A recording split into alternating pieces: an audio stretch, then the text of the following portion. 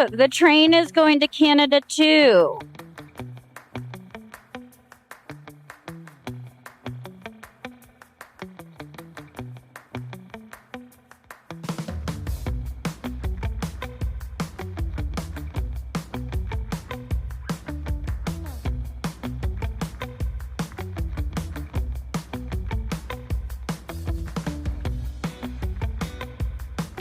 Hello. How are you doing today? Good. How are you?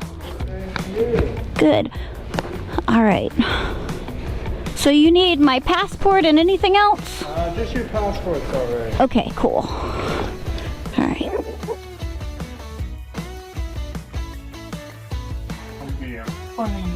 Purpose of your trip to Canada? I'm going to Alaska and trying to go to LA. Okay. Yeah. So you're driving up through the whole way there? Yep, and I'm going to try to go to Angled Inlet. Okay. I don't know, actually, since you're a professional, I know that it's something for call box. Yes. Can you give me instructions after we're done with this? Yes, for sure. You Cool. need instructions on the angle. Thank Yeah. you. And how long do you intend to stay in Canada? Okay. But I'm technically going to Alaska, spending a week there, and then just like 8 days there and like 10 days back. Okay. Right. And where do you plan on staying on your way up there? For the Saskatchewan, for Madison, White Horse, then I'm to Alaska, and then on my way back, I'm going to White Horse again.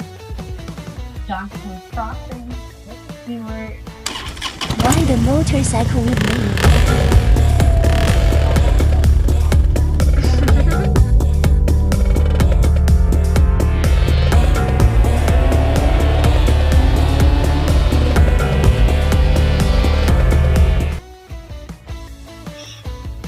Well, I'm allowed to come to Canada, so that's cool.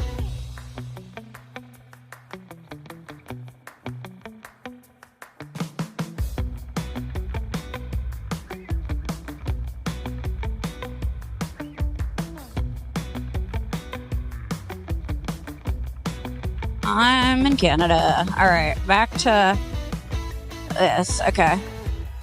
I don't know what my speed limit is. Well,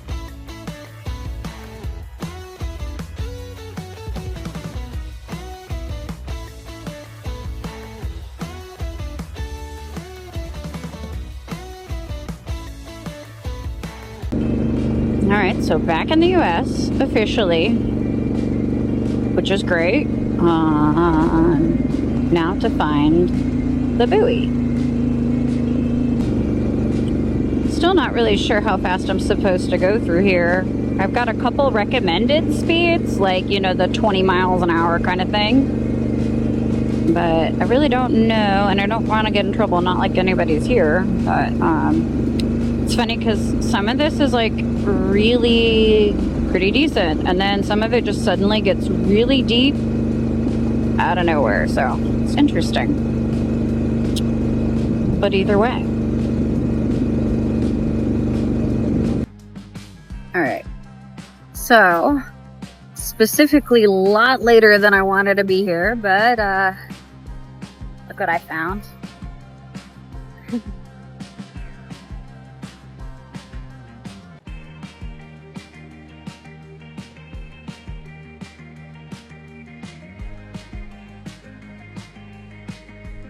The goal is just to be out of this area before the sun sets. Who knows if that's gonna work? We'll see. Alright, well, I guess I can probably park over by the payphone.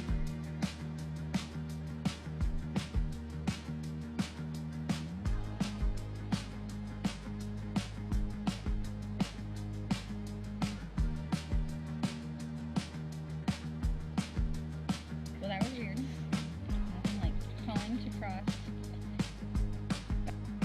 So that side is so fucking loose. So we're riding the wrong way. We're into oncoming non-existent traffic.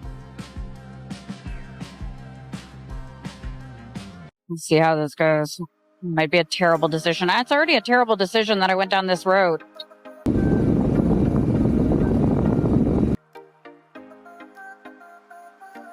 So, a quick update real quick. I made it to Winnipeg just fine, a little later than I wanted to because I took the wrong dirt road, which took me forever. And then I'm on my way to Fort Saskatchewan right now. However, my phone got really wet the other day, and it seems to have ruined my charging port on this thing, so I'm down to 4% battery. I am at the Best Buy waiting for it to open up, seeing if I can maybe get one of those like pad chargers and like, I don't know, rig something. We'll see how it goes. But if you don't hear from me, I at least have an Atlas and my Garmin. I will post that link so you'll at least be able to follow me along, but who knows what I'm doing.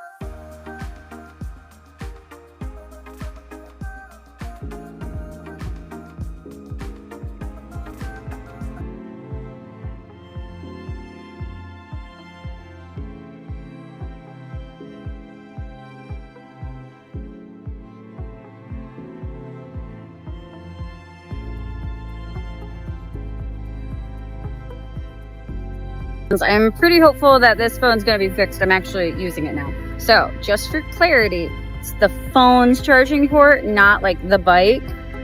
So that means that, yeah, a charging pad works, but you can't navigate anything when your charging pad is like, actually there's electrical tape to it in like your tank bag. It doesn't really work. And I guess the drain on it or something's not very good. So it was on life support, like 1 and 2%, like 99% of the time. So as somebody that's navigated before very much with just a paper map, it's very hard on a motorcycle, especially since all my information is stored on said phone. So I've been teetering around less than 5% battery for the last 2 days, but last night I was actually able to get a good charge and on my way to Edmonton, and some guy says he actually has the part in stock. So let's hope.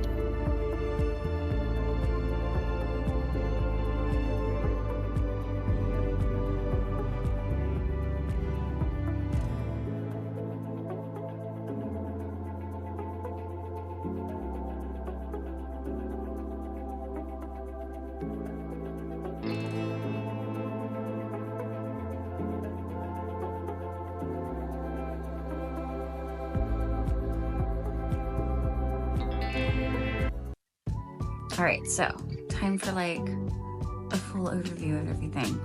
The keys portion of this trip was easy, but I've also done that trip a couple times, so maybe it's because it was something I was familiar with. But then it was super hot, and then the next day fuel pump issue, and then the next day went to the Northwest Angle, which was cool, but then got stuck on like 60 miles of very loose gravel roads with the phone not working, but made it to Winnipeg, so at least that was good.